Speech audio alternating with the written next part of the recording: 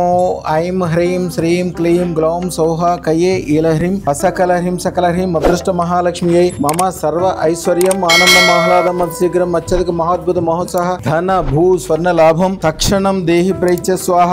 స్వామి కర్నూలు జిల్లా నుంచి వచ్చారు గోవింద్ గారు. వారి అమ్మాయి వివాహము అదృష్టం పెట్టుకున్న 55 రోజులు అంటే 2 నెలల్లోనే కుదిరిపోయి చాలా మంచి సంబంధం కుదరడం వలన సంతోషంగా వచ్చి మనకి సన్మానం చేసి వాళ్ళందరూ కూడా అదృష్టత్రాలు పెట్టుకుని వారి అబ్బాయి, మీ అబ్బాయి పేరేంటి?